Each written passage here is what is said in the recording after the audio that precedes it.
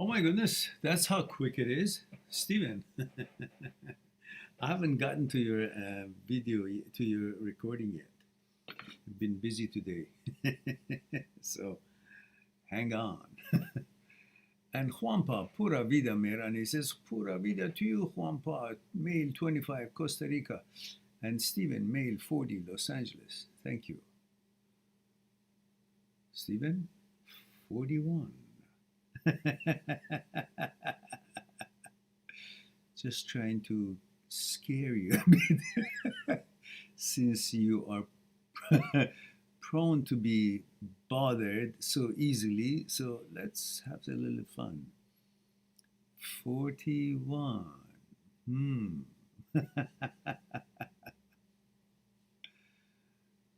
I mean, if anything, you guys look at me at 65, you all are like spring chicken. So lots of hopes for you. Aman Gadpal is here. Says, hello, 19, male India. Good to see you dear. And yeah, Steven says, I don't like to say 41 just yet. I'll get used to it.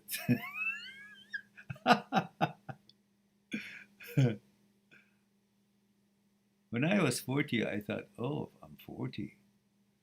That's pretty old, isn't it? Then when I was 43, I said, well, I'm in the best shape of my life. So what are you talking about? So you can change your mind.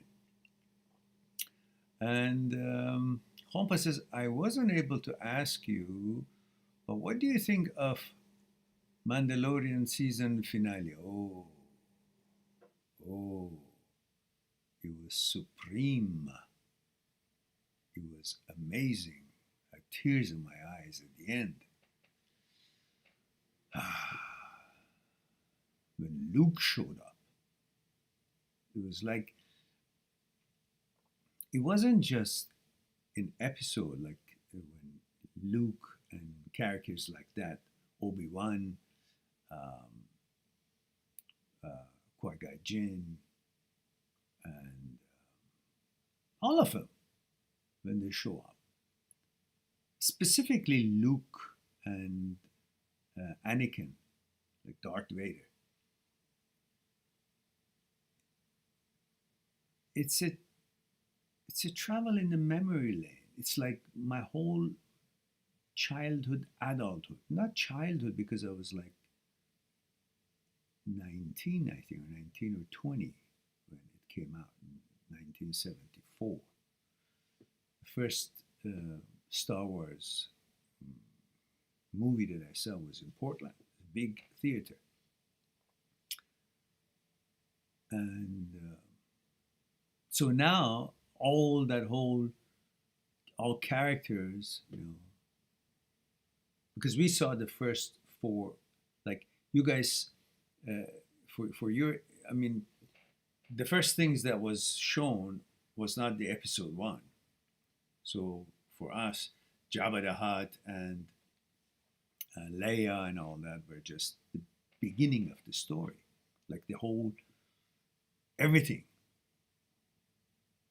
So when I see Luke or characters of the first released videos, it's just like, it's not just the movie, it just takes me back to my life.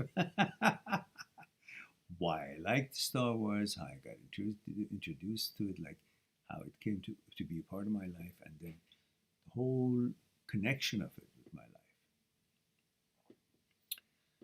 life. Can you guys hear me okay? And is the reception and resolution okay? I have a little thingy here, says, error. YouTube is not receiving enough video to maintain smooth streaming.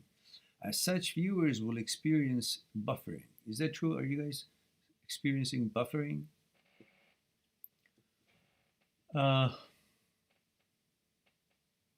Aman says, when I try to flaunt my gauche cadence of voice and behavior as a part of this exposure thing, everybody around me sees me as gay person. They feel a strong feeling around me and try to make distance after seeing my this kind of image. It's hard to survive now because whom I met at first impressions or people who doesn't knew me, who didn't know me from long time, who doesn't know how, and consider me gay, direct, and make it hard for me to survive. What should I do? Well, I don't know what procedure you're following. I'm sure you've probably gone to psychotherapists and they have advised you to do what it is that you're telling me that you're doing. But I would ask them clearly that these are how you're feeling. This is how it affects you when you do these sort of whatever instructions they have given you, and then ask for, explanations, and then be clear about it to see if you're doing it right, if it has the long-term effect that you want it to have, or is it something you got to change.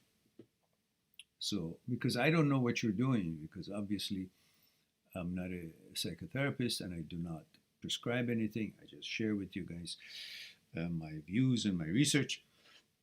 So whoever has asked you to do what you're doing, who hopefully is a psychologist, then you better ask them to see what it is that you're doing.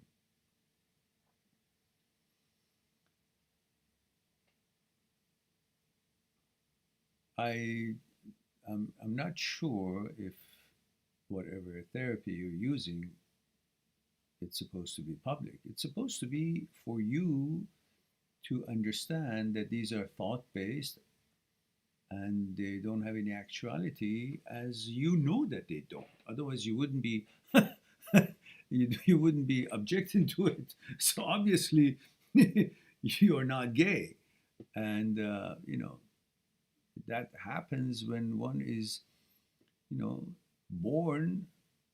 It's already created in a certain way. You're either heterosexual, homosexual, or whatever it is that happens to be. But you going through what you're going through, which is obviously HOCD, and you're objecting to these feelings or these thoughts, obviously because you're not what the thought suggests you are. Otherwise, thought never suggests you what you are. It suggests you opposite of what you are, because it's trying to create a rise, get a rise out of you, to create a debate, to create occupation in its mind, and through the occupation, the busyness, the brain finds security. So you understand all these things. So I don't believe these practices are supposed to be public.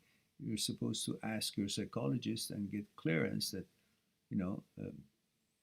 where do you do these things, whatever it is that you do. Shatali or Chaitali Shah says, hello from hello. Okay. Shatali Shah. The first one, hello from, I understand. But you're from, hello from? I don't understand. And then hello. What are you on tonight, Shatali? I'm beginning to feel I might be on to something, because I was just cleaning some portobello mushrooms. Funny enough, I start cleaning them in vinegar, because I believe in everything you buy, you gotta clean it. So I put vinegar, a mixture of water, and put the portobello mushrooms in them. And then I said, I clean them, wash them, and put them in the fridge. Then I said, I better watch one of these programs to see, how do you prepare portobello mushrooms? Is it like regular, white button mushrooms, or any special way? So when I looked at some of the videos, it said, oh, the first thing you do, you got to get the gills out, because the gills will give you some kind of a muddy taste. So I said, oh, okay, maybe I got to do that. But I tasted it was okay. So anyhow, I got the gills out of it, those, dark gills. So then I washed them again and put them in the fridge. And then I watched another program. The chef said, I'm the chef such and such from such and such, very professional. Says, Okay, this is how you do portobello mushrooms. You just get the stems out, and you put a bit olives on the aluminum sheet, and put this oil on both ways, and then put it in the oven. And no gills were taken out. So I took my gills out for nothing, for heaven's sake. What are these videos? I just lost a bunch of edible stuff in the mushroom by watching one video. So, Juanpa says, we all cried with that ending. Yeah, we did, didn't we? It was amazing. It was great. Ninja987 says, hello from Brazil, 24, male, happy holidays. Happy holidays to you as well. Merry Christmas, everyone. It's just about a day away. I guess in Europe, tomorrow night they celebrate, and in North America, early morning 25th, they celebrate. So, but in Europe, evening of 24th, like 24th gets night, they celebrate. So either way, I would like to wish you all a Merry Christmas, and of course, followed by a Happy New Year. May you be safe, take care of yourselves, be healthy, and all the good stuff. And we have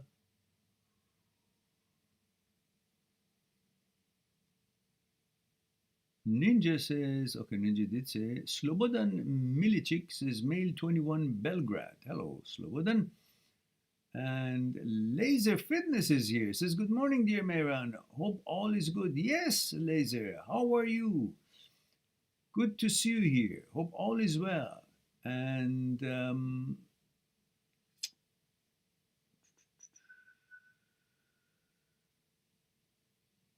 just one moment.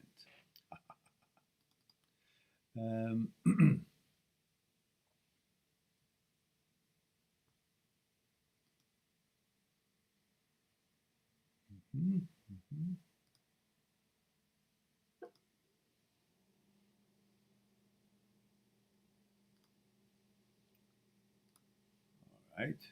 Okay.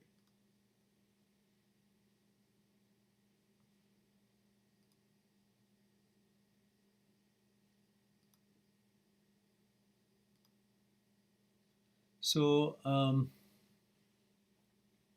so where was I? Where was I?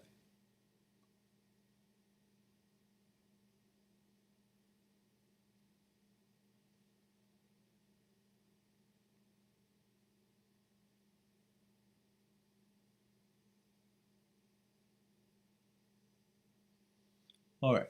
Where was I? I was with Lazar. So it's you pronounce it Lazar Fitness or Laser Fitness. I thought it was Laser Fitness. You had used a version of your name to that. Anyhow, how's Elena doing? I hope all is well with you guys. And Steven says, good sound on my end. Oh, okay then. Chaitali says, how are you? Thank you, Chaitali. Good of you to join us. And JD Marty says, where are you from? JD Marty, maybe you should introduce yourself. You joined us, didn't you? So, gender, age, where you're tuning in from, like how old you are, man, woman, what your gender is, and which country are you joining us. That's a protocol. Chester, male 27, Hawaii. Aloha, Chester. Chester says, aloha, Mehran. Or I should say, happy early Merry Christmas. Or Male Kali Kimaka. Yeah. Mele Kali Kimaka. Glad you're doing an unannounced live stream today. Yes, I try to do one on Wednesday nights, and then Saturday 1 p.m. and Saturday 9 p.m. Vancouver time. And mahalo for the Christmas. And I gotta learn the Hawaiian version of it. Mele Kalikimaka. Mele Kalikimaka. Is it Maori or is it Hawaiian? And one night says, hello, sir, 19 male Assam. Hello there. This is just dropping by to say hello and give a thumbs up cause I won't be able to watch the session as my earphone broke while inside the jack. Oh, too bad. And it's stuck and I can't hear anything. Okay. Chaitali says typo error. Okay. Says hello from Australia. Merry Christmas. Okay, now good. Okay, I can see that. And Merry Christmas to you as well, for sure. So what else do we have here? Oh my goodness, we have 10 people here and 3 likes. Whoopee! What the hell is going on with you guys? I'm gonna take my Merry Christmas back if you guys don't fill that like with at least another 8 more, because it's 11 and we have 3 likes, so we gotta have 11. Otherwise, it'll just be off balance. You know how it is. And then, you know, the whole world goes upside down. Some disasters happen. So go on, quickly. Like. And and Chitali says Happy New Year to you too, and thank you so much. And Chester says Mele Kalikimaka means Merry Christmas in Hawaiian. Ah, good. Thank you. Mele Kalikimaka.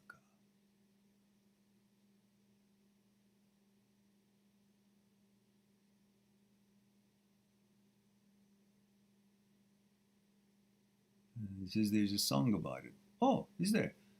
Well, if it's on YouTube, send me the link. I'll watch it afterwards. Probably afterwards I'll go. Last night I went for a walk by the beach, the usual 3 kilometer, and it was 2 degrees Celsius, between 1 and 2.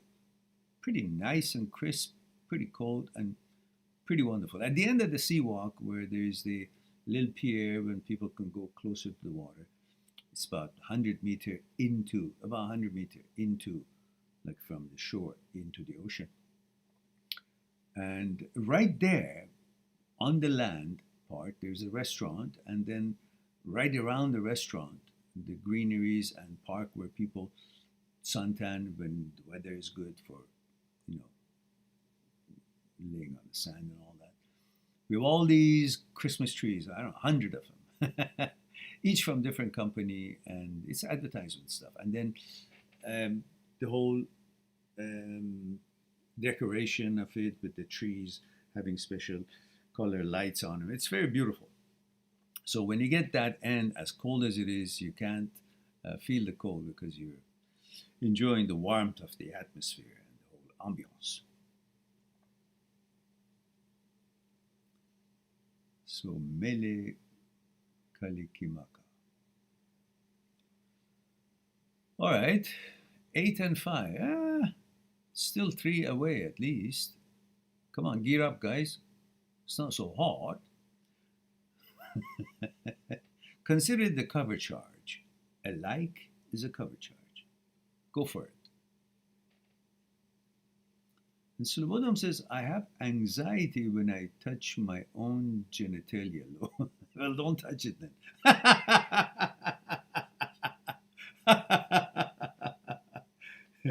And he says, due to HOCD. No, don't worry about it. It's thought-based, you know.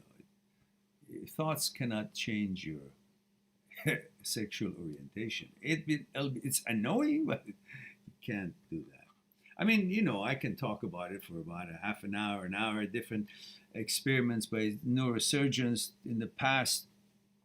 Dr. Roger Speary in 1920s and 30s, I guess, or maybe 1960s. Dr. Wilder Penfield from Montreal. These are all brilliant neurosurgeons, and they had experiences that you can clearly see that your soul, your gender, your intellect, whatever you are, is not in the brain. The brain can be stimulated and make things such as you move your hand, or even stimulate the part of the brain. You can maybe see light, or the speech maybe tries to say something because you're stimulating it. But in none of the experiments, they were able to raise the patient while the open brain surgery was being done on him or her. They could not stimulate the brain, localize intellectual properties intellectual discussions, a center for calculus or mathematics, a certain for the awareness of oneself, the the consciousness. They could not localize that in the brain. So the materialists who believed there is nothing other than the brain, other than material, atom and void, they were all defeated over and over and over and over. And they were trying to use any experiment they could to prove that there is no mind, that the brain is all it's at, and everything that the mind does is because there is a center for it in the brain. But they failed every time, and all the materialists have now been defeated scientifically, and it's all our dualism. Like Professor Wilder Penfield was a materialist to begin with, started his career as a materialist, but he ended up as a passionate dualist because of his research in neurosurgery and neuroscience, and he proved beyond the shadow of doubt. Plus Dr. Speary, Dr. Owens, and Dr. Labert. These are all brilliant scientists and neurosurgeons, and they have won, some of them have won Nobel Prize for the studies that they've done, and they all conclusively have proven you're not the brain, brain is not you, and mind is beyond the brain, meaning you, the me, is outside of the brain. Brain is added to you. So a brain comes up and suggests to you that your gender is changing, tell them just fuck off, because it was never around when you were being created in the womb of your mother as how you were supposed to be created, your gender, sexual inclinations, everything else about you, and was created, that's it, that's done. Now a thought comes around and says, hey, see, look, I wasn't there when you were created. I had nothing to do with creating you, the gender that you are, you've always been. But now I want to be something in it and change it. So fuck off. You never had that kind of a power. You never were around. You never were part of any creation of mine. You yourself were added to me 40,000 years ago as the kind of sophisticated brain that you have become.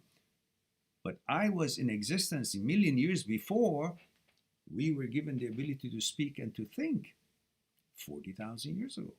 So now by suggestion of a brain, making you feel this way or not, because brain is very powerful, can make your body react to a thought. But it cannot change your gender. It cannot change your heart. It cannot make your liver to become your kidney. And it cannot change your gender from one gender to another. Your heterosexual cannot make you homosexual. Your homosexual cannot make you heterosexual.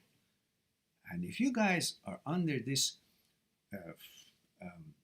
bamboozling effects of the malfunctioning brain, which is proven that it's a malfunction in the signaling system of the brain, if you're bamboozled by thinking that a heterosexual can turn into homosexual because the brain creates thoughts and suggests that, and then will you kindly let me know how many stories have we heard that a homosexual has turned into heterosexual? Because if you can turn this to that, then obviously that means our chromosomes are not into play, our genes are not into play. So therefore, from this, you can also turn back to this. How many times that has happened? That has happened.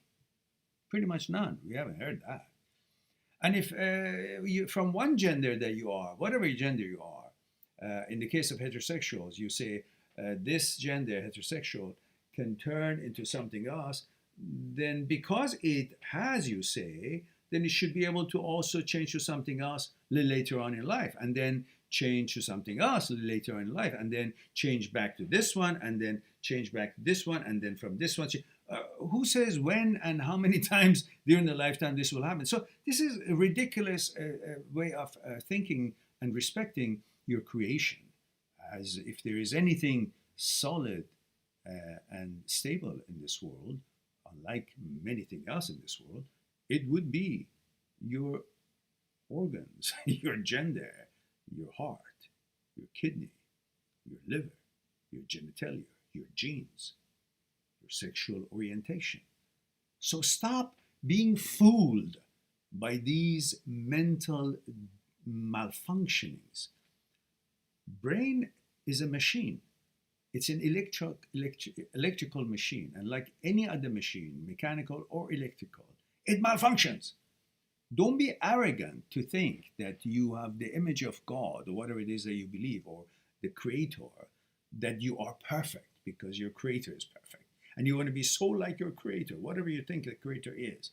So you're perfect. And if you're perfect, means nothing malfunction can go on with you. So if the brain is suggesting to you that your gender is changing, you're supposed to say, oh yeah, it is then, because I don't want to be considered that. I mean, because I can't be not perfect. Nothing can go malfunctioning in me. I'm perfect. So because I'm perfect and everything is always functioning perfectly in me, therefore, if the brain says you're a cow today, then you're a cow. But you don't believe that, do you? And when you have a diarrhea, you don't say, oh, well, because I have a diarrhea, it must be perfect. Because I'm perfect. That must be the way I am. I love to have diarrhea every day. No, you're not okay with that. You clearly understand that's a malfunction. Same thing. Brain is another organ. Like your intestine, like anywhere else. It can go malfunction. And when it does, you're supposed to be smart enough, intellectual enough, which all these scientists have proven your intellect is not in the brain, is in whatever it is that you are objecting to these suggestions of the brain, which makes you clearly understand that you are not what the brain suggests. You're not the diarrhea. You're not the malfunction in the brain that suggests all kinds of things to you, including that your gender is changing. You like this, you like that, which you never did, and you're not interested. That's why you're actually questioning it and disturbed by it and opposing it. Simple. So as clear as that is, why do you keep getting bamboozled by it? Understand it once and for all, and understand that's a glitch, that is a malfunction in the signaling system of the brain, as Dr. Schwartz, Dr. Roger Sperry, Dr. Wilder Penfield, Dr. Owens, Dr. Labet, they have all proven that you're not the brain. Brain is not you. You're not thoughts. Thought is not you. That should be the end of it. The rest of it, consider it malfunction and deal with it until it goes away and you can fix it. Let me open that window. I'll be right back.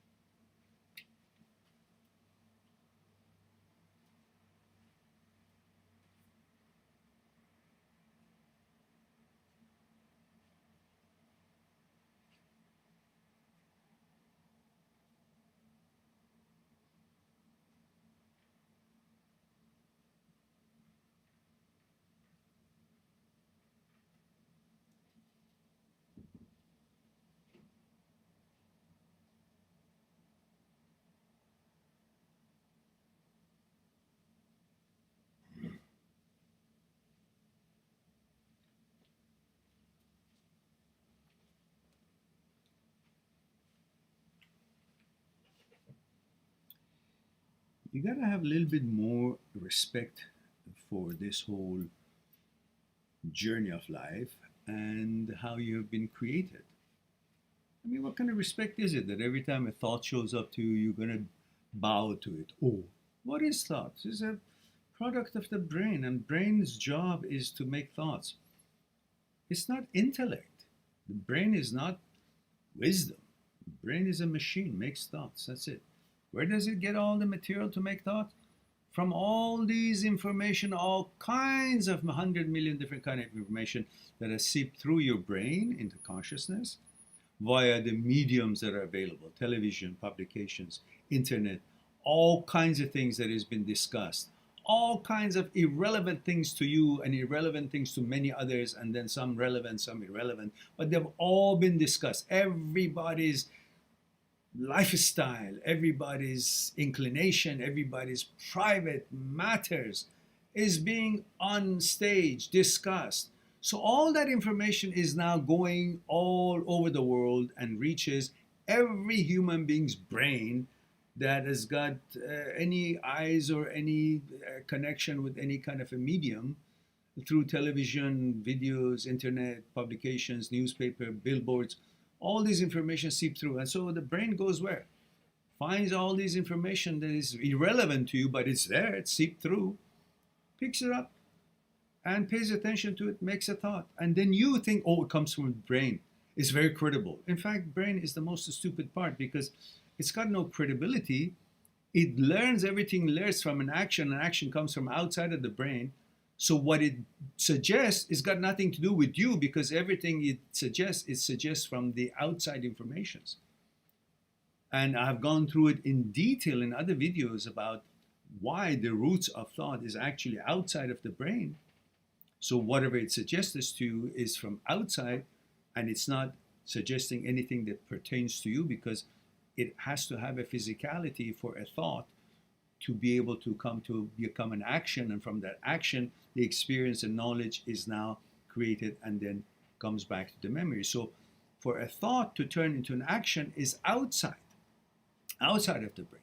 So the source of all these thoughts that you get, all suggestions, thoughts that the brain creates, is outside of the brain. So it's not pertaining you.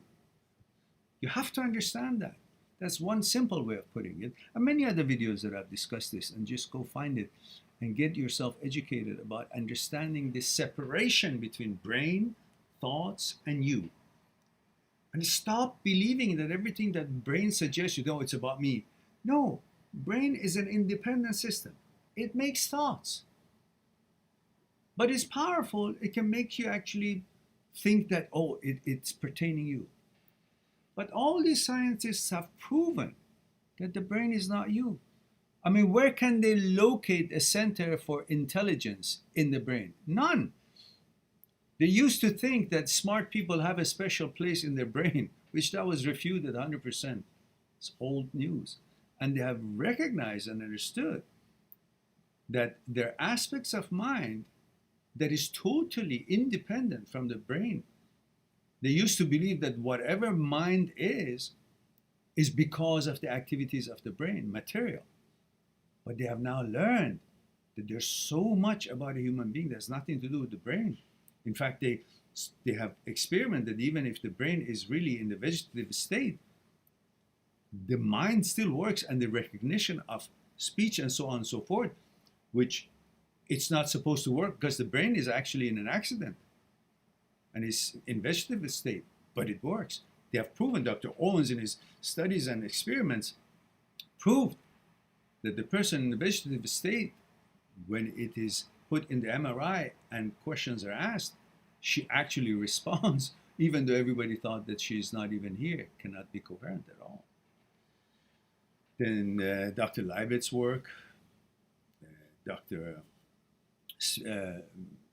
Sperry's work, Dr. Penfield's work, they all proved that you cannot localize the things that you do that has to do with intellect, doing calculus, talking about compassion, talking about justice, and the studies that they've done on trying to cure and help cure epilepsy, Dr. Sperry and Dr.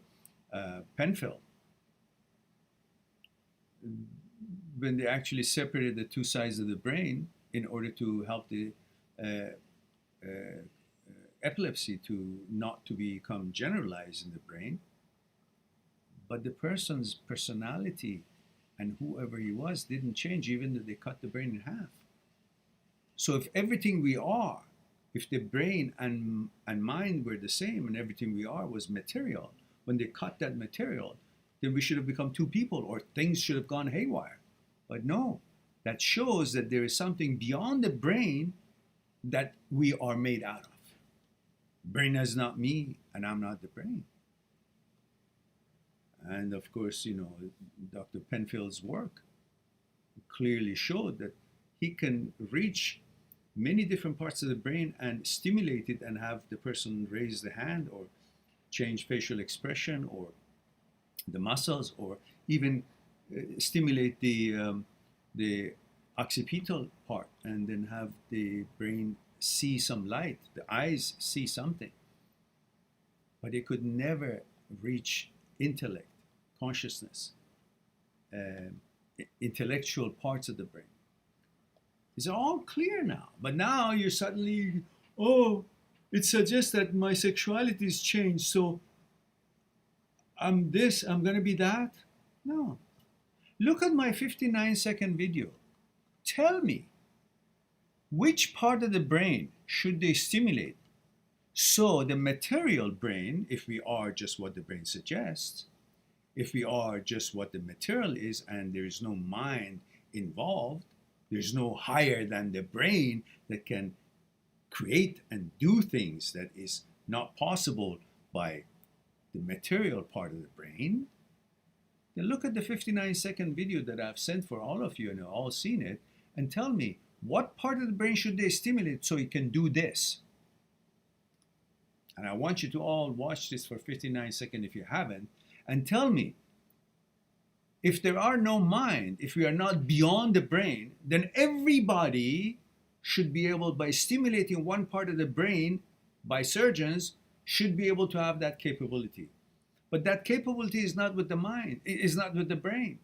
That capability comes from you, the me, which is beyond the brain, the soul, the mind, that you can get it to actually conduct the brain or create a certain kind of a ambiance, certain kind of a connection with the universe. And it's the one that is actually you are made out of, the awareness, the wisdom, the intellect, the mind, beyond the brain. And in the discovery of Dr. Labet, which he measured that before you make a decision, there's a spike, electromagnetic spike in the brain.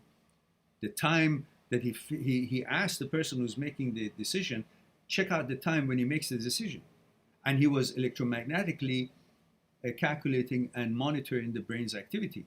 So he saw that about a half a second before the person said, I made that decision to push the button, there was a spike in the brain. And then he pushed the button. So they all said, the materialists were trying to use that as saying that there is no free will. Whatever we do is because the mind does, mind says. But then Dr. Labet went one step further. He said, now, when you decide to push the button, just when you decide to push the button, say, oh, no, thank you, I'm not going to push the button. Veto it. So then now they measured it. They saw when there was a decision to push the button, there was a spike in the brain magnetic field just about half a second before the decision to push the button was made. But when the veto came right after the decision was made to push the button, but the person said, no, I'm not going to push the button, there was no preparation. In other words, there was no spike. The brain was not involved in the veto, which means we are beyond brain. So he proved that there's a free want. If he didn't prove that there is no free will, that there is a free will, but he proved that there is a free want, because before a decision is made, there's a pre-decision making period, the spike in the brain. But when the veto was coming, the brain wasn't involved because there was no pre-preparation moment. There was no spike in the brain measured. So that means brain was totally oblivious to the decision that was going to veto it, which means you're not the brain. And brain makes thoughts, you're not the thoughts. So suggestions that the brain makes that you're this, you're that, you're a cow, you're a couch, you're a tennis ball, or your gender is changing, you're a heterosexual, now you're homosexual, or you're homosexual, you're now heterosexual, or you will be this, you will turn that. All bullshit. Because the brain is not you, you're not the brain. Therefore, brain suggestions, images, thoughts cannot be you, and you're not thoughts, suggestions, or images either. I hope that helps you out in understanding a little bit better, and watch the videos that I have. These are all for you guys. All right.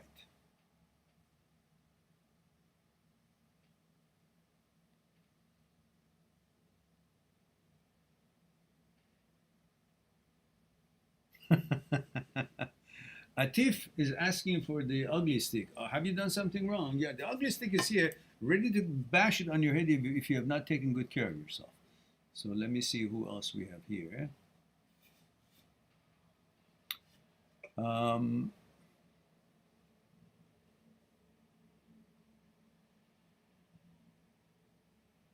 Chester says, here's the link, Mehran, with the Merry Christmas song. I grew up in Hawaii. Oh, wonderful. Where's the link? I guess it doesn't let you put a link in. Yeah? So maybe send a link via email to me. Or one of the comments. Go to one of the videos on YouTube, whichever video you like. Just or maybe that will not let you send a link either. Is it a YouTube link? It would be okay if it's a YouTube link. Otherwise, go to Mehran at Mind That Seeks Truth and just send me the link. And Trista says this past week was horrible. My HOCD by OCD was acting up. I've been having dreams that I am having a crush on a guy. I went to a Christmas party and my anxiety was up when I saw a guy. Yeah, it's anxiety driven, that's for sure. So it's nothing to be bothered about. Just go through your life and get that whole thing sorted out by simply letting the anxiety rise up, and you will see that nothing happens. You won't suddenly take your pants off and you won't suddenly start jumping, kissing a guy, and you will learn that these thoughts will no longer create anxiety because the jig is up and you have figured them out, that these are simply not true. These are the malfunction of the brain.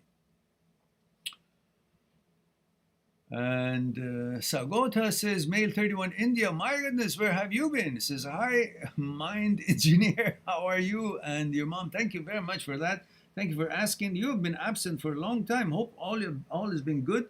So hope you're healthy and taking good care of yourself and your family. And good of you to join us. And he says, to be honest, due to your help, I am doing fine now. At times, I feel depressed, which is a part of being alive. Yes, correct. But I am much more balanced now due to your help. I sorted out my malfunctions. Good to hear that. And Sagota says, and I don't come here that much these days, as you may have noticed, as I keep doing my work and read books of your and Dale Carnegie and J. Krishnamurti, and rest of the time enjoying having tea and watch TV. Okay, wonderful. And Sisagota says, I guess it's all about training your mind to realize the actuality. Yes, correct. And he says, miss your unstoppable laughs. Okay, here it is. We try to laugh because that's the only way that we can get away with things in life, the challenges. Good tea. So, and Stephen says, I know you'll send the email, Mehran, but I'm just getting a little anxiety now, talking about working with this girl tomorrow, since it'll be first time seeing her since the breakup. Yeah, so what? She's the same as she always been. What's changed? She would see you then, and she would be soft and sweet, and she'll be soft and sweet tomorrow as well. But these people that you cannot tell anything from their face are not the people that you actually want to build anything with, because you never know what's in their heads. They don't show emotions. I don't care what nationality background they come with, they're all over in every nationality. That kind of a character exists, that they're just like yogurt. They look at you always the same. Doesn't she? Of course, yogurt can turn to cheese after a while. That wasn't a good analogy, was it? So maybe we should say, like, I don't know, like something that doesn't change. You know, they look at you and they smile, and then behind the smile, it's not honesty. So what's worth of that smile? You want someone who's passionate. You can get angry, you can get, pissed off, you can get balanced, you can get kind, you can get sweet, you can get soft, you can get, emotional. and disagree, agree. That's when the cylinders are hitting, on the right rhythm. Otherwise, somebody who just wants to say nothing and then suddenly one day says, I don't want to lead you on. I don't feel about you the way I used to. Oh, hell, could you just show me that you're kind of bloody unstable? Pretending you're stable all the time, that I say, oh, this person is like smooth sailing. There's no turbulence in her life. So maybe I should, qualify her and build something with her because she's so stable. But she's not stable. She's just incapable of emotions. That's why these stable people like this seem like a stable, but they're pretending. Just one day they wake up, say they break up with you. So you got to look at her as someone who's actually not balanced. These people are not worth your time. These people are not worth your promises, your attention, counting on building anything with them. They're the ones who actually say nothing, nothing, nothing until the ship is almost built and it's about to be cast in the ocean, and then they just jump ship. I don't want to come on this trip. You helped to build a ship. Yeah, because it was fun building it, but I don't want to come. So people who are not honest in expressing themselves, you don't want to be with them. We have an expression in Farsi that says,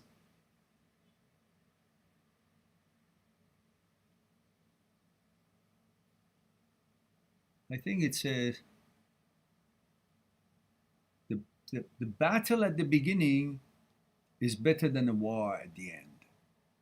In other words, have a battle, have an argument, gauge each other, figure each other out, through conflict and divisions, understand each other, compromise, learn about each other. That behavior brings more honesty and compatibility and harmony than one says nothing and agrees to everything and everything is fine, and at the end there's a war for no reason. You couldn't see it coming. These are imbalanced people. And she obviously is not something to count on. All you care, you understand, is that she is actually a person that is not qualified. She's been nothing to qualify. She's the person who followed you, persisted on, hunted you, and got you, and you guys became boyfriend, girlfriend, and you counted on her, you had sex with her, and she was, all into it. And then suddenly, same person who got you paying more attention to her, now that you're paying more attention to her, same person doesn't want you anymore. Doesn't tell me about any stability that you have. It tells me about that person is not stable. Because the same person that she pursued, now that she's got your attention and you're paying attention to her, treating her well, and looking forward to see her, she now says, why is he so interested in me? Because she doesn't have enough confidence in her. She wanted you when she thought she can't have you. That's the sign of a low confident person. That now that she has you, same person you are, and even better than the beginning because you pay more attention to her now when she was not pursuing you. After pursuing you, she now paying so much attention and you like her, loved her and all that, whatever you thought it was. Same person you are, and better than when she was pursuing you, she says, I don't want to lead you on. Why? Because she got what you are. She got you. But because these people don't have enough confidence in themselves, when they get someone, they say, oh, I'm not much, but I got this. So if I got this and I don't think I'm much, then this must not mean much. So I don't want him. So that the problem is not you. The problem is her own idea of herself. Not enough confidence. She'll never be happy with anyone. Only with the ones who don't pay attention to her. Only the ones who actually diss her. Only to the ones who actually disrespect her, unfortunately. In other words, they be snob. They don't reciprocate her attention or her emotions. Those are the people that these low confident people would be attracted to, because they'll never have the full compliance or attention of that person, so they'll always be in question, am I good enough to have this person?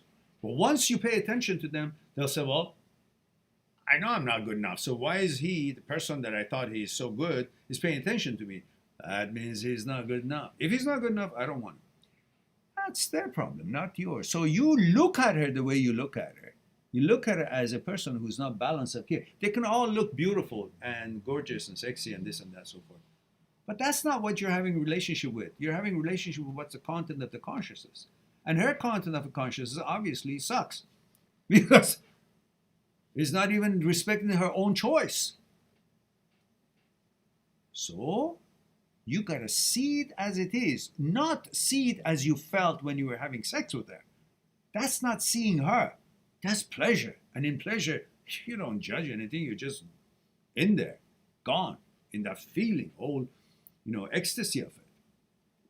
And that's why most men get bamboozled when you have sex with a woman. You think because that pleasure level is so high when you're having sex with her, then you cannot see her character and her persona and how you can rely on her, or her reliability or accountability or lack of it. You can't see any of it. Why? Because you're so immersed in that desire for pleasure. And you're enjoying that pleasure that pulls a wool over your eyes and doesn't let you see her character. And what you're enjoying is not really because of her. Every woman can offer you that, because that's biological. It's got nothing to do with her consciousness. It's not her persona that you're really missing. Look at her persona. What's there to miss? Like a cucumber. No emotions. No expressions of, warmth after she was able to kind of catch you. So that's not an ocean in motion. So what's there to like? So her character, nothing to write home about. And the pleasure that you're receiving from her is a pleasure you receive from any woman that you would be intimate with, who's got the looks. So look at her for what she is. Nothing to write home about. Disqualify her. It is you who disqualify. In fact, you got to look at it this way very clearly. She pursued me. Now that I pay attention to her, she doesn't want me. So obviously she's not balanced, Good riddance. That's how you should look. Stephen.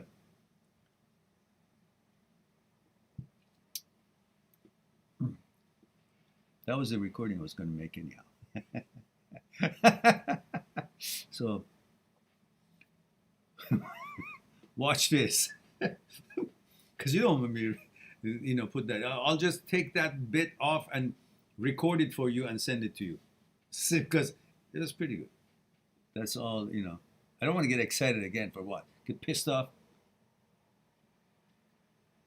Anyhow, let me know. If you still want it, I'll put it on record. But you got it now. You got it right now. And if you want it, I can record that bit, put it on a recorder and send it to you in email. So you'll have it. But for now, tonight, you can use this. Okay, thanks. Thanks. All right.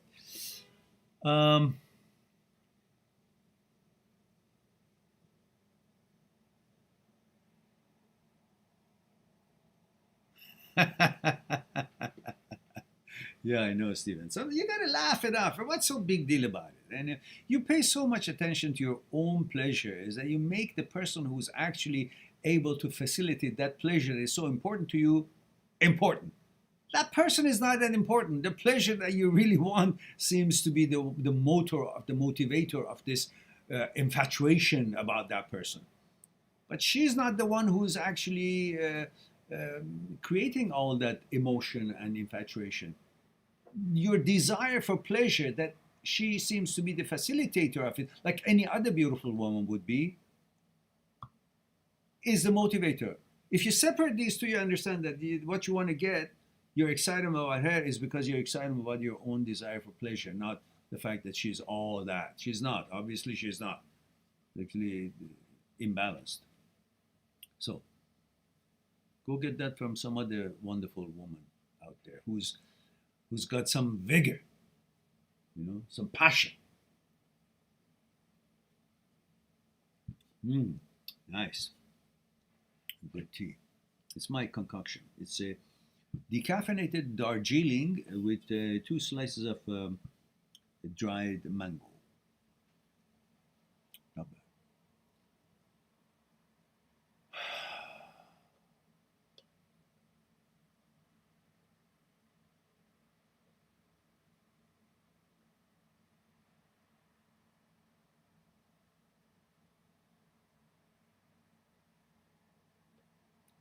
The title of the YouTube is Melekalikimaka. Okay, good.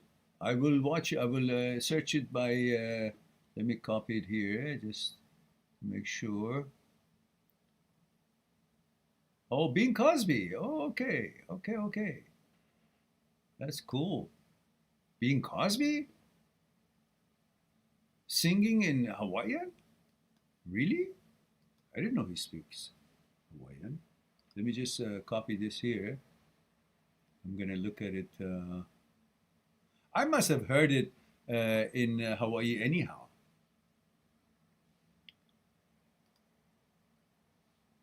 I must have heard it in Hawaii because one year my son and I were in Hawaii exactly Christmas time, New Year time, Christmas time. So I must have heard it. I must have heard it while I was there. But it was kind of funny because we were actually in Oahu. We were in Princess Kaiulani Sheraton. Was it? Sheraton Princess Kaiulani. Was it Sheraton? Or Princess Kaiulani Hotel? Anyhow, just across from the ocean on Waikiki. So it was funny that everything was warm, but then there were like the decoration of the Christmas tree and then snow and all that. It was cool, actually. We had so much fun with my son. He was what? He was 6 years old then. Yeah, he was 6 years old.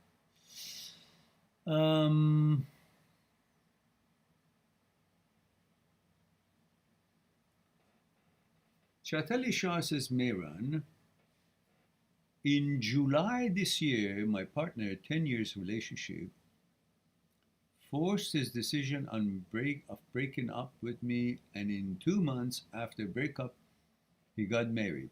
I really loved in and have invested. Yeah, okay. Yeah.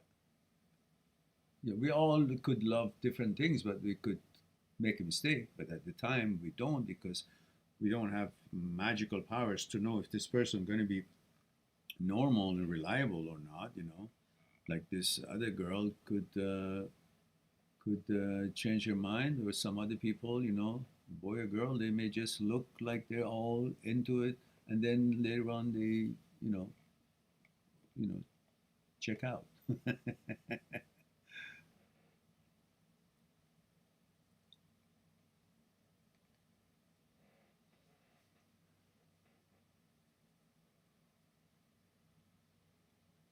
And she says, I'm trying my best to move on, but it's really difficult for me.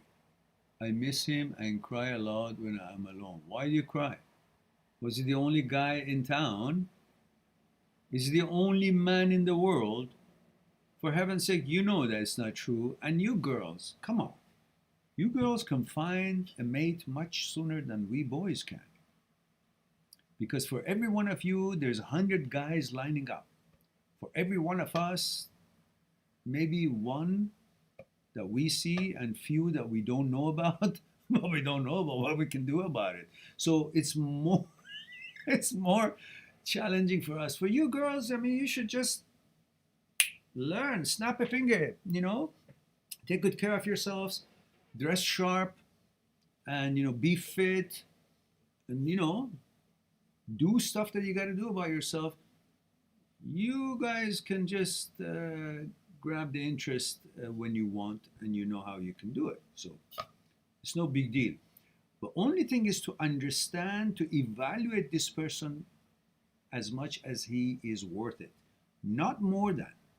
You're evaluating him due to the fact that you had chosen him to occupy a role in the scenario that you had written, in the idea of life and marriage that you had created for yourself. And in this scenario, you had picked him to be one of the actors, the role of the counterpart of you, the wife and the husband. That's why you think he was all that, because you had created that role for him, casted him, accepted him, nominated him for. But now, if you just take him out, the story, the idea, everything is credible. You can still accomplish that as you planned before. Only gotta hire a new actor, and they're gonna be lined up for that job. Lucky you girls. So,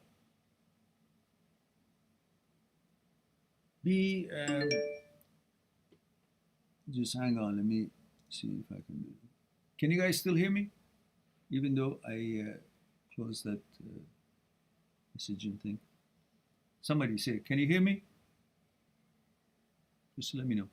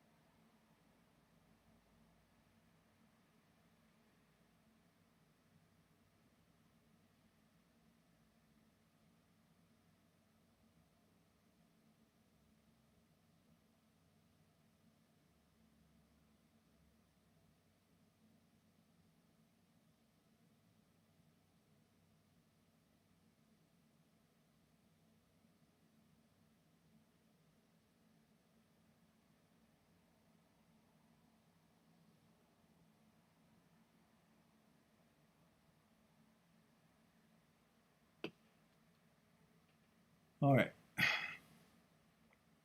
Yeah, so basically all you have to do is like when you're having a movie being made and you hire an actor or actress, in the middle of it you see that they can't cut it, they're not good. So what do? You don't demolish the whole movie, you just fire the actor or actress and then replace them with another qualified. That's exactly where you are. So stop thinking. The reason that he was good was because of you. So he's away, but you're still you. So there are the other people who will be jumping on the chance. So, have a bit of a focus and appreciation of yourself and go get what you want to get. Somebody else, not this people who are not reliable. All right, and see them for what they are. Don't start thinking, oh, he was no. His actuality says he wasn't. He was nice when he was, but now, with what he has done, he's unreliable, unqualified person that you cannot trust in any way, shape, or form. Simple. You see him for who he is, not for what you have in the memory of him. That was then, this is now. People change.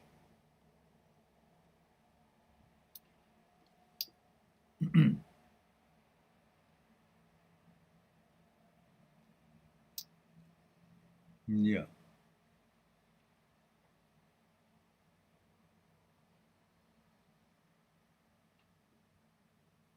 Yeah, don't worry about the thoughts. Just see the actuality, the fact. The fact is he's disqualified, he's dishonest, and you learn your lesson.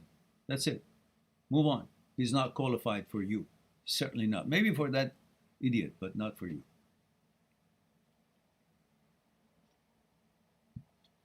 All right. Infused Hamra says, hi Mihan, you changed my name again. It's Mehran. Says, I'm struggling with the effects of HOCD and intrusive thoughts. I watched the majority of your videos, but I still can't keep intrusive thoughts out of my head. Do you have any good suggestions? Well, if you have watched both playlists, one is Intrusive Transient OCD, HOCD Negative Thoughts, which is talking about the interpretation of thoughts and goes into detail about the, the thought itself and the roots of it and all that, and describes and dissects that. But then there is another one which is very important playlist. It's intrusive intrusive OCD HOCD short videos, and they're not short all, but they focus on not interpretation of thoughts. They focus on the separation of brain, thoughts, and you. And they clearly focus on you understanding that you're not the brain, and brain is not you, you're not thoughts, and thought is not you. And when you understand this whole separate systems within you, brain, and thoughts, then you'll begin to understand that what a thought or brain suggests is just nonsense, hoax, bullshit, malfunction of the signaling system of the brain, which we've talked about at the striatum and caudate nucleus, and Dr. Schwartz studies, and Dr. Jan Grable and her MIT postgraduate student Carl Smith, and their neuroscience experiment about OCD, HOCD, and the habits, and so on and so forth.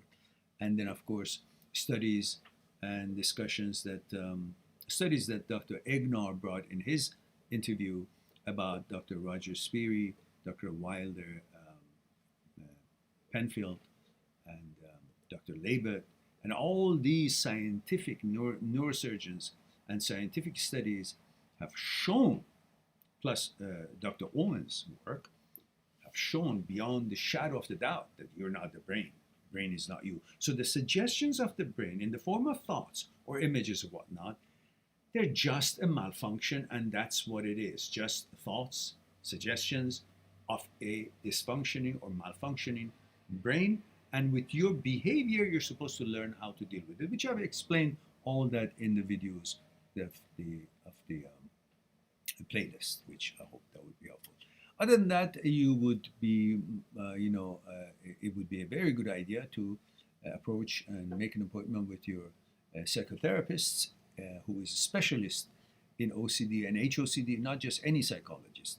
Psychotherapists or psychologists who are specialists in OCD and HOCD and subsets of OCD, and then you discuss it with them beyond whatever I could do. So,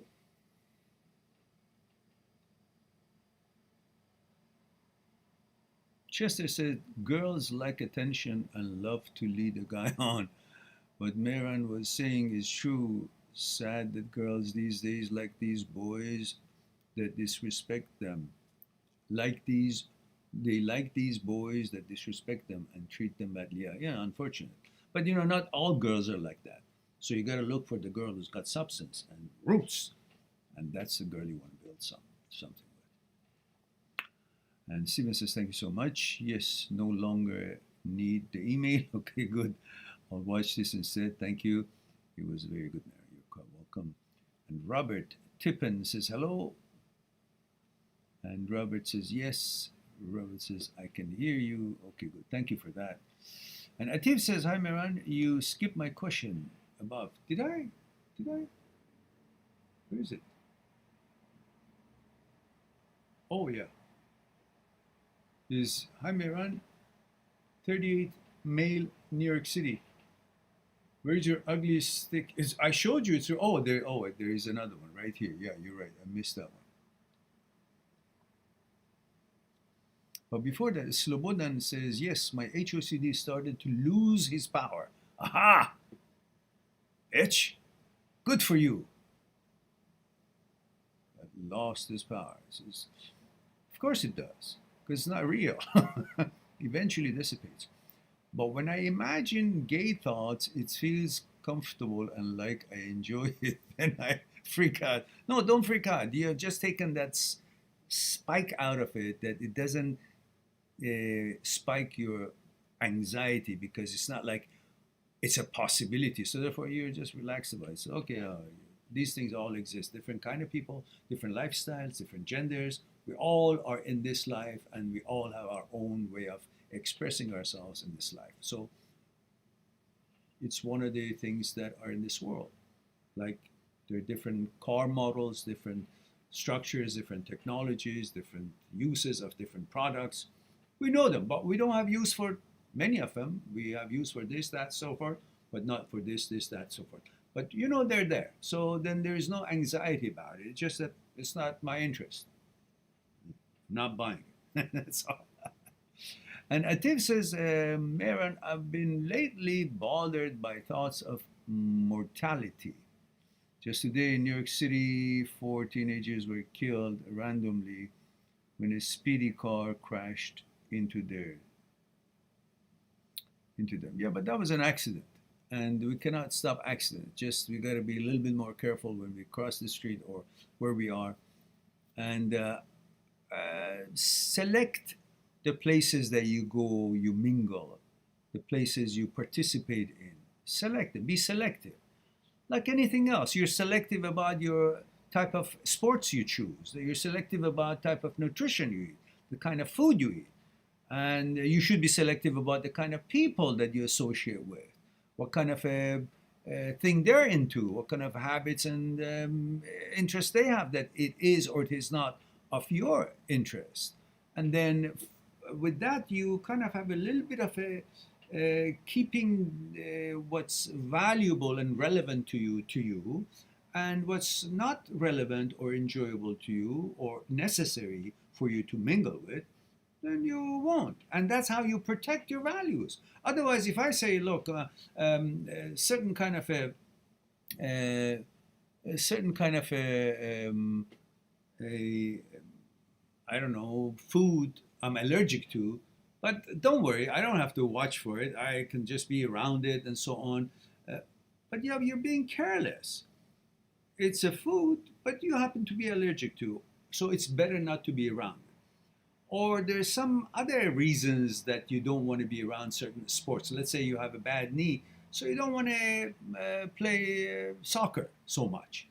Or I don't know, if you're not that strong, maybe you don't want to do parallel barfix or these other gymnastic things. There are many reasons that you may decide selectively not to incorporate that or participate in certain kind of activities or certain kind of a festival food or certain kind of a people that you want to associate or not associate.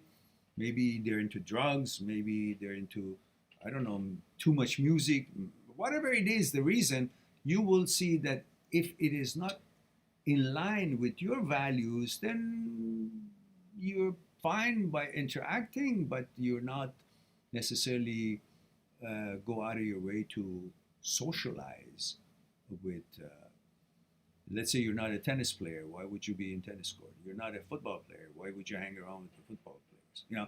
So to speak. It's I hope you get the gist of it, the general idea. So you got to be selective in your life, and so you got to be selective in where you go, how you go. Watch for the streets that you cross on and all that.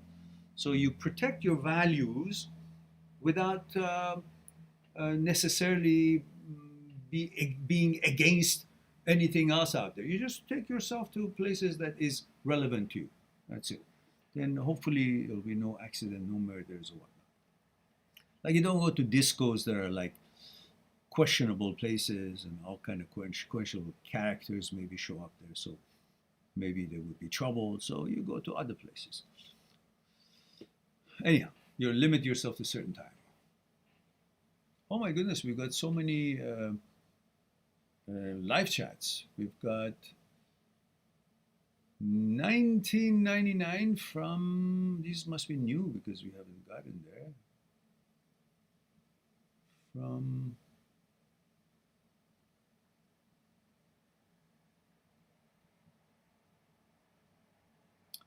From Suzanne Donahue.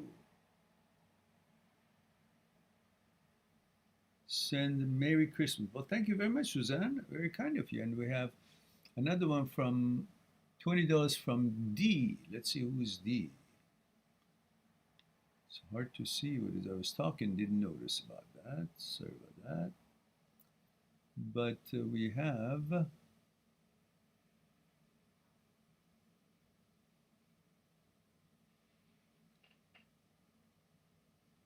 Here it is, Suzanne Donahue, tennis, perhaps to learn.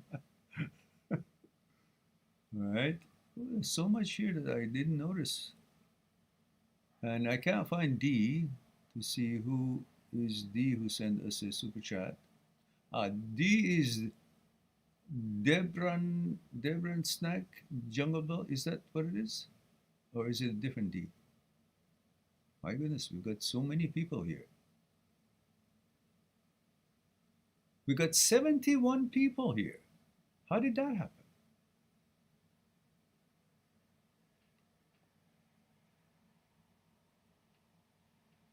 Must be a mistake. We are not used to that many people. So anyhow, we got a super chat from D. We got another 1999 from Suzanne, I believe. Well, I really appreciate it. Don't know what to say. So many claps and so many boxes and Christmas trees and loves, and it's quite amazing. Wow, very kind. We've got Vape King also send us hey, lots of emojis, and let's see who else is not shown here. And SG says, Merry Christmas, bro, and thank you so much, SG. So many people coming out of the woodwork, and we never had the pleasure of meeting with them in regular scenarios, but here it is. And thank you for the heart. Ben Gunn says, room raid from Montagraph. Merry Christmas. Oh, it's a room raid. Is that what it is? Is that a cultural thing? I don't know what it is. Is that real, or is it just a something that is done to everybody? Rob Drebel says hello. And Harles 5000 says, let us know, let us know. Okay, I don't know if these are really our own people or just happen to want to give us a good feeling. Dan says, we came, we saw, we raided. Yes, you did. You sure did. All right. Or maybe, whatever it is, it all looks like they're pleasant people. So. And yeah. Well, they sure crowded our place. All lots of trees. All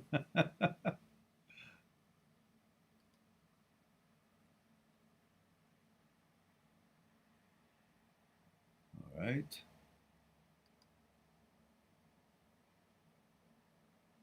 There is a $5 from another, which I can't even find who they are really, but nevertheless appreciate it. Fast-paced howdy says, all right, so many different people saying hello, and we appreciate it. Well, you know, one would think this is like a room raid, which is maybe trolling, but nevertheless, the money is real. It could be bot attack, but again, it shows here there's $90 here to the channel, so obviously something, you know, something is real. Unless later on we find out that its system doesn't work. But let me see what else we were talking about, so at least we go back. Mark 007, Alan 007, Sova 007, okay. So many Christmas trees and so on.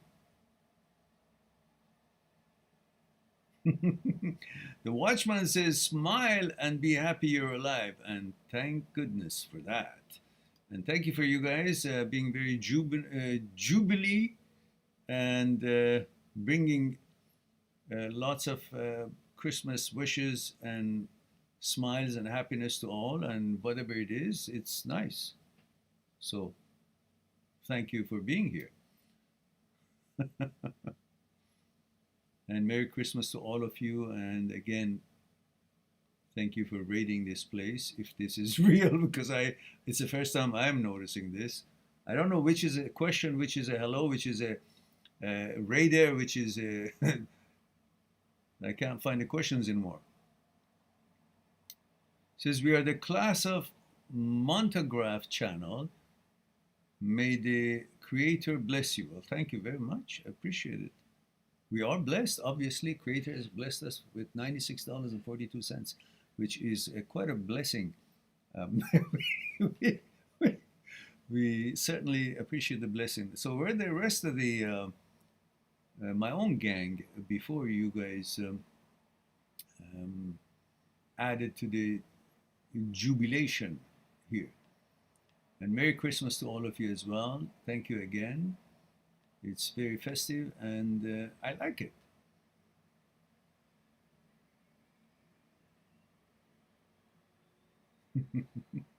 Yeah, well, just as I say I like it, there was some improper sentence which is naturally hidden here. It says, keeping for view. Well, we'll just let that be hidden. But the rest of them are just pretty nice comments and respectful and nice. Nothing wrong with that. All right. Well, you guys, you want your present? Well, you can ask a question and I'll answer it. So that would be a present, which you know, we were not prepared to. And Charles says, "May God bless you," and so may God bless you as well. And thank you for that. Brian Matthews says, "Hello, Sarah." Hello, Brian. Good of you to join us, and thank you for all these jubilation. Whether I'm not seeing what it is or I am, but however it is, I see it's all nice, kind, Merry Christmas wishes and happy stuff. So I appreciate it. And Snowball says, okay, Snowball. And Smooth Water says, Merry Christmas from New Jersey. Ah, Merry Christmas to you as well, New Jersey. And it says, this message is held for view. It says, I don't know what it says, genuine bottle. Well, there's nothing to be held for view, so let's release it. And Jem says, Merry Christmas from Montagraph's channel. A bunch of nobodies spreading cheer. Well, I'll be sure appreciate it. And thank you very much for spreading cheers. And we like to cheer back at you guys. And may the force be with you if you are as good as you seem to be. Just some of you keep the nasty comments away. Only one. Otherwise, mm-hmm.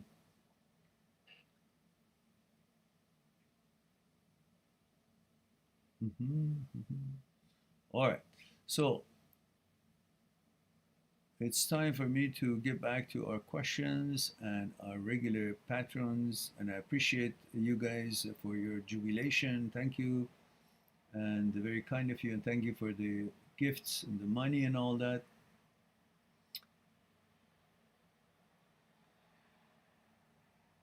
And all the coffee cups from Freckle. Actually, it's cute. Well, that's good. Actually, that's a good, you know, they're not here abusive. They are actually wishing everybody well and sending roses and love and Christmas trees and happy holidays wishes. And these are all good. There's nothing wrong with it. And they paid. They actually gave the channel some money. So that's fine, I guess. Everybody is proper. Everybody is polite. And yeah. Good. There you go. Look at the messages. These are good messages. Walter says, just say no to drugs. And Josh says, drugs are bad. There we go. These are good messages. And love sent to all. And thank you for that. We send love back. and Merry Christmas, and Merry Christmas, and all good. I don't see anything wrong with it, honestly. And Barbara sends lots of beer and ho ho ho's. Have a wonderful holiday. Actually, it's fun to read all these things, guys. Enjoy. This is a good celebration.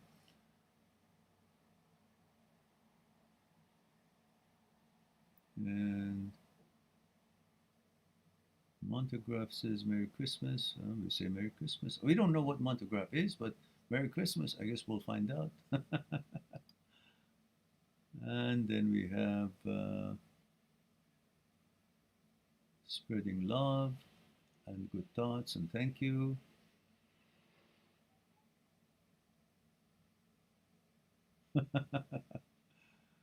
And Mary to you and yours, sir. Come visit Montegraph. Okay, okay, I will. I will find out what that is. I'm sure the people here may want to find out what that is. So I don't know what it is, but you know, I don't see anything bad here, and everything is jubilee and polite and kind and all good. Right timing.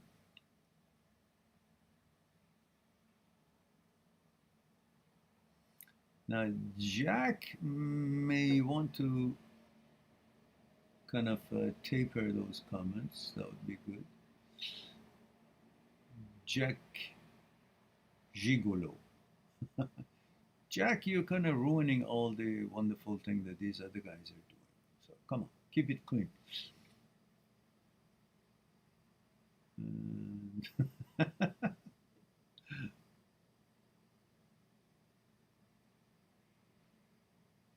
All right.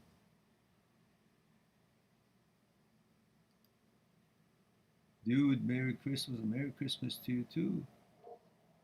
Rose says Happy Holidays, sir. Monty sent us. I don't know who Monty is, but Happy Holidays. It's just constantly coming more. So we have Steph says Montegraph pick 3 channels per night to room braid and send love and best wishes. Then we all go back to his class and learn some more. Well, okay then. And I will find out what Montegraph or Montegraph is. At this point, I have no idea what it is, but so far from your comments and love and the flowers and the Christmas trees and Merry Christmas and Happy New Year and be happy and Happy Holidays and all those wishes, I thank you. It's all appropriate and proper. And thank you for the gift of the $96.42. That is also helps the channel. And may you all be blessed with Merry Christmas and Happy Holidays. Be safe and take good care of yourselves. And thank you for visiting us. And later on, if I find Montegraph is a questionable channel, then I'll take it all back. But I don't think so. So for now, maybe it's just a way to introduce your channel, and I'll check it out.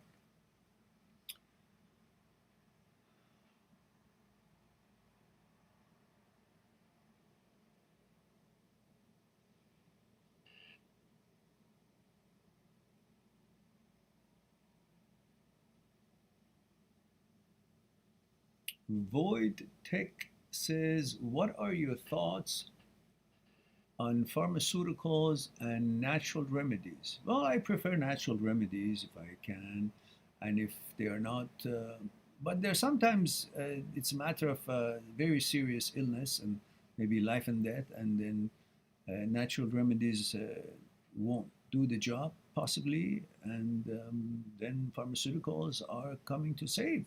So they both have place in the world. I am certain of that. Technology and advancement and science definitely has a place in this world, and we are fortunate to be able to take advantage of the good pharmaceutical products that can help save lives and help enhance the quality of life of many people. But at the same time, there are many shortcomings in pharmaceuticals. They're not necessarily always honest and having the best interest of people in mind, which is from here to there. there's a big gap. And also then about the natural remedies. I love natural remedies, the naturopaths and their scientific way, their experiences from thousands of years ago. Now it's here.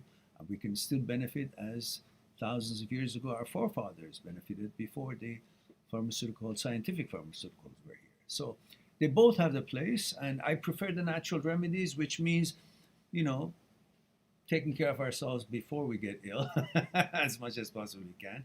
And sometimes that involves in fortifying it by using the natural ingredients and so on a regular basis. So that's all I have to say about that. And Code Red Do Girl says, I subbed your channel. I'll be back to check out your videos. Merry Christmas from Georgia, and Merry Christmas to you, dear, and thank you for being here. Appreciate it. Be safe. Take good care of yourself. And Bohydra says subbed. Well, that's nice. I'll start counting the subs. See if you guys did actually push the button. But again, thank you again. And S. Kurtangai says, visit Montagraph and / Father Christmas of the day, and so on and so forth. Jura. All right. And Kirtangai says, where are you from? Here is France. Well, we're in Canada. You guys have reached Canada. That's west coast of Canada, and if that is France, then I guess close, soon to be bonne année. And Happy Noël. Bonne Noël. And merci beaucoup.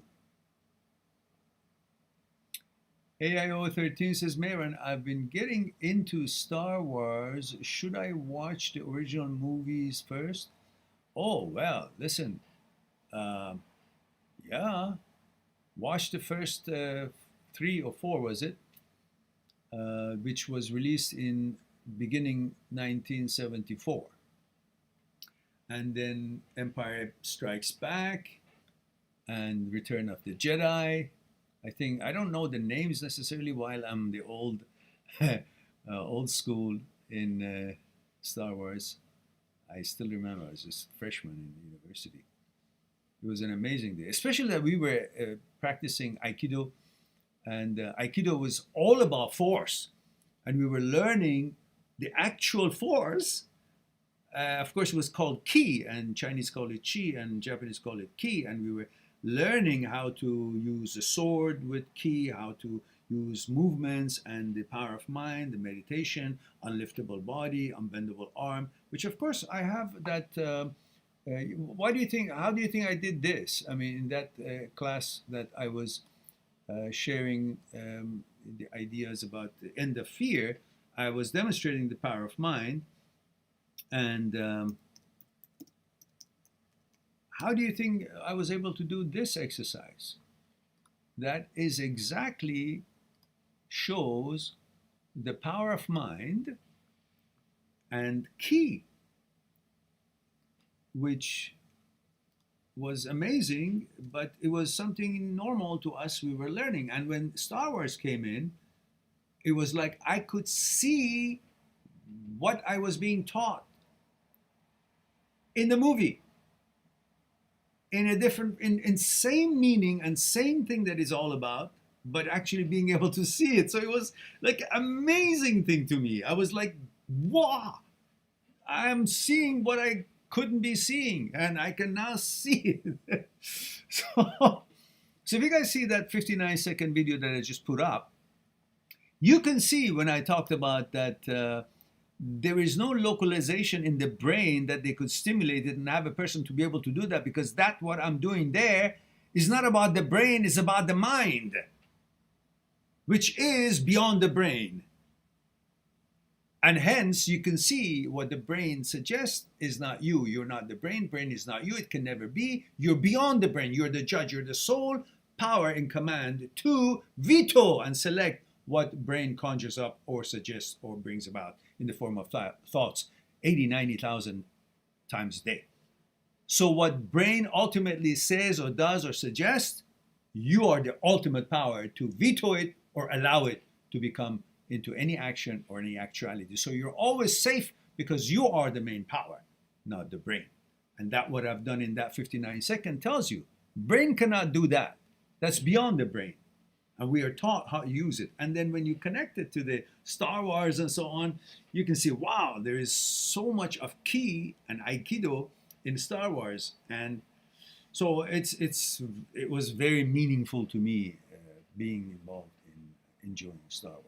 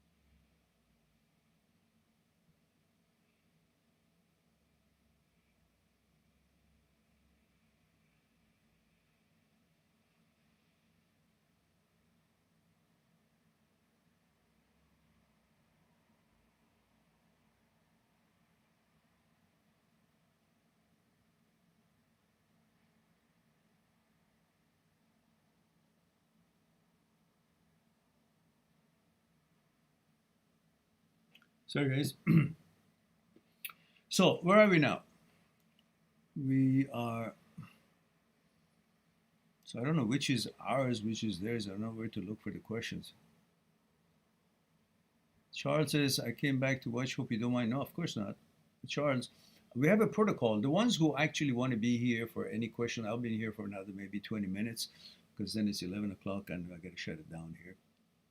So the ones who want to be here and participate and ask questions in regards to things to do with thoughts, consciousness, fear, desire, ego, mechanical process, material process, breakups, devastation after breakups, how to move on, or things to do with OCD and depression, anxiety, things, little breathing methods that can help the anxiety and depression, or things to do with OCD, HOCD that you can get more information and opinions that I could share here, then just let me know about your gender, age, and where you're tuning in from. Three things. It's like M for male, 30 for age, and like, I don't know, France for country. Three different things.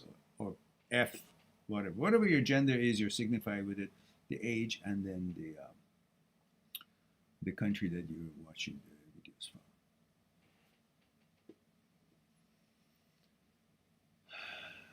And whom says you'll fall asleep tonight with a smile. God bless. Okay, thank you. And so wish the same for you. Sending love, humanity, Sandra Bien. Merci, Sandra, and the same to you. And all the Christmas trees and stars, and it's beautiful. Very nice. Very beautiful. But we lost who is here as part of our own participants to answer the questions.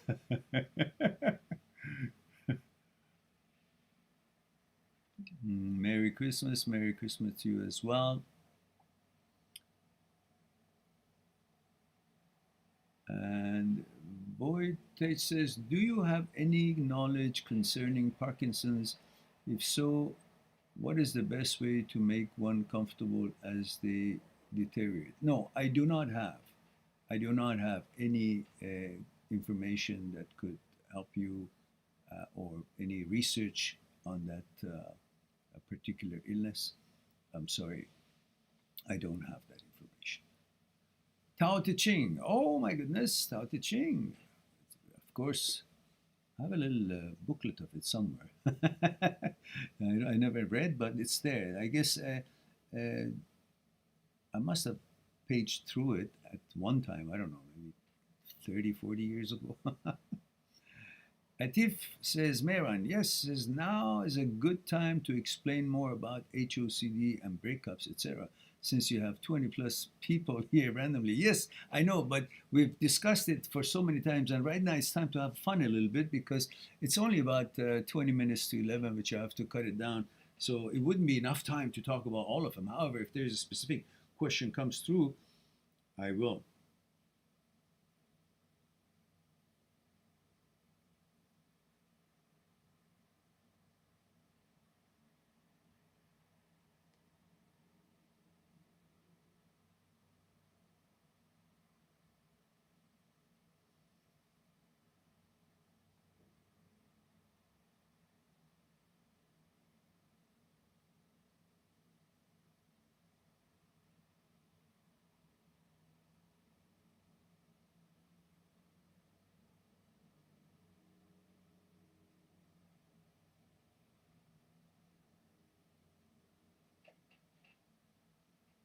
Yeah, all right. Let's see. All right, so do we have here? What do we have here? We have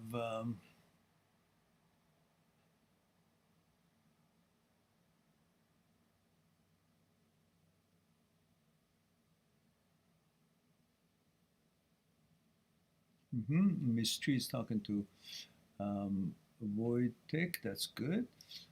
And Dr. Chima says, hello, sir. I get crushing words or cursing words in my mind about my loved ones without any reason. Please tell me solution. Oh, that's okay. It's not a big deal. It's thoughts. It's basically intrusive thoughts. And everybody on the planet of Earth has intrusive thoughts. All 8 billion of us. Of course, when we're old enough, even from childhood. But the thing is, when there's a part of the brain that when the orbital prefrontal cortex sends such intrusive thoughts or creates some kind of a suggestion, or and then there is a part of the midbrain called caudate nucleus, which is designed to automatically, like the automatic gear shift of a car, to get into the gear when the right speed is there and get back out of the gear when the speed is lower, supposed to function that automatically.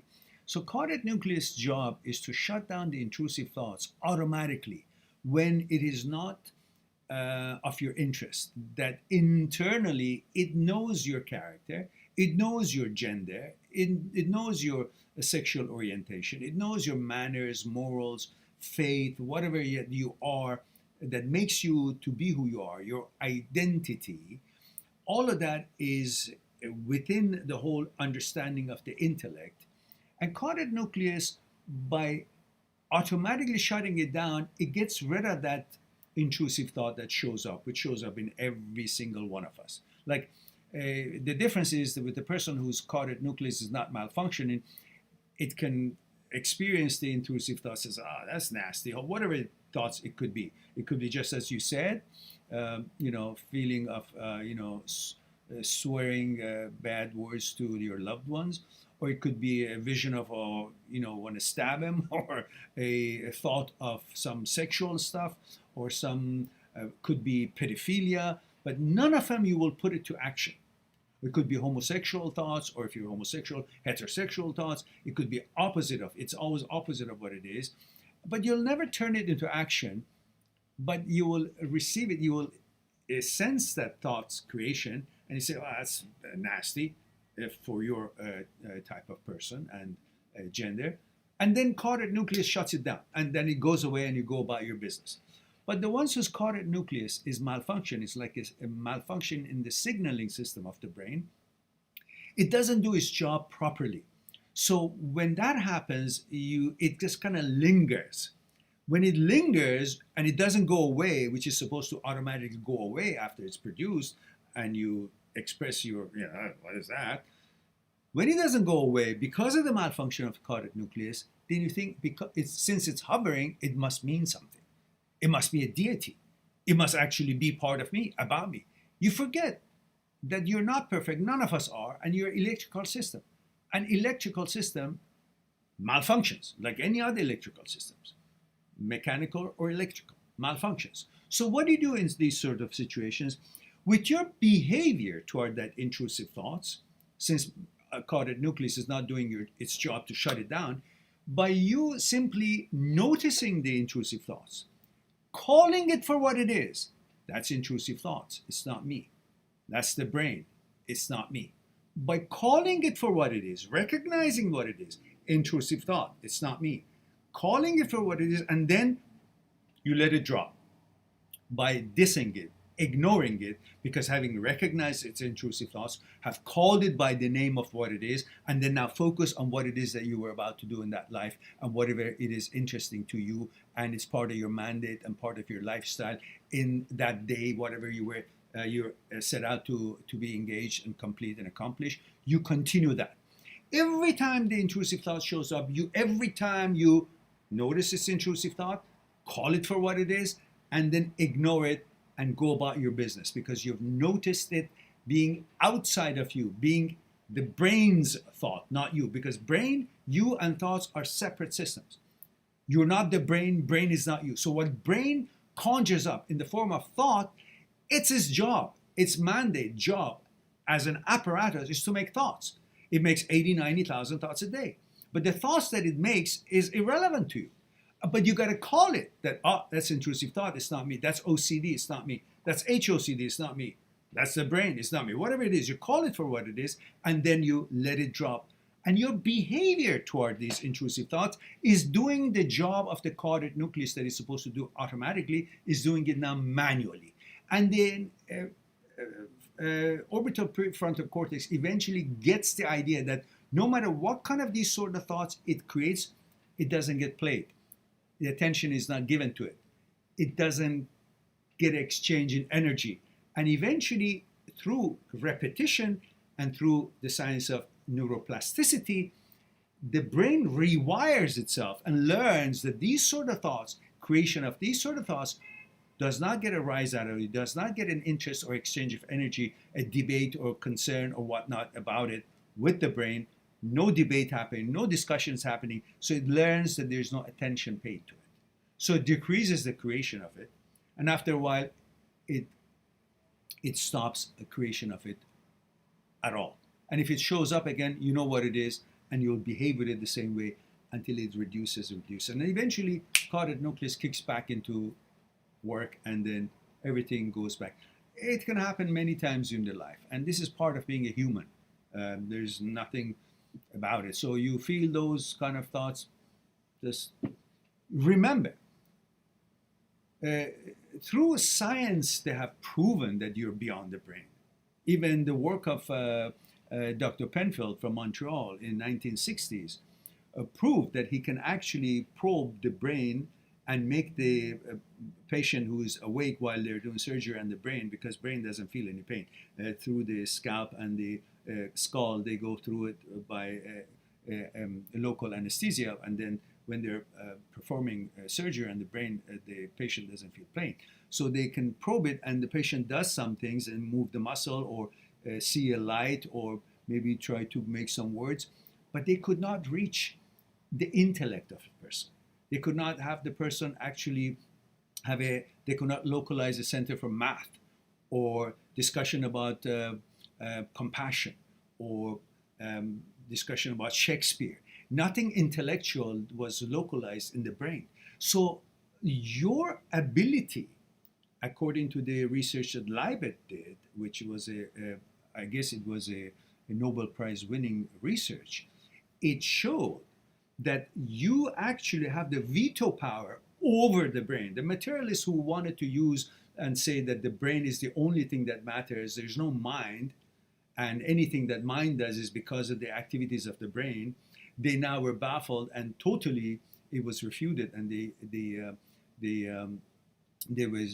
were defeated in that philosophy that the brain is everything, when the brain could be vetoed. If the brain, they tried to say that you have no free will, and Libet calculated the time and a magnetic field of the brain, and noticed that before you make a decision, at the hour that you look at the time and you say, I made a decision at that second, and then he is measuring the electrical, the magnetic field of the brain, and he noticed just about half a second before the person make the decision, there was a spike in the brain. A decision, a simple decision, such as pushing a button. And then he went on and made the decision and pushed the button.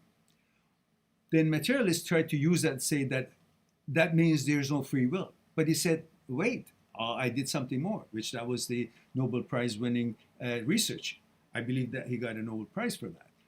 That he then said, when you did the brain, that you make a decision to push the button, and there is a spike, which is a preparation for the decision by the brain, and then the decision, and then you want to push the button. As soon as it makes the decision, you make the decision to push the button, say, oh no, I won't. So veto the decision that the brain made. And then they notice that when the brain is about to make a decision, there's a spike half a second before that in the magnetic field of the brain.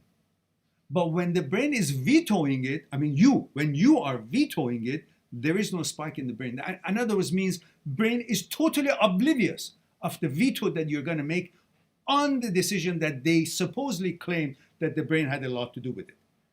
Which means there is a bigger power than the brain, beyond the brain, which is you.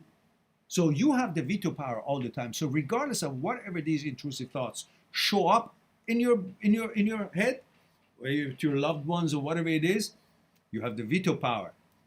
You cannot stop all these thoughts that flow through by the brain into the screen of your head, but you can veto them all.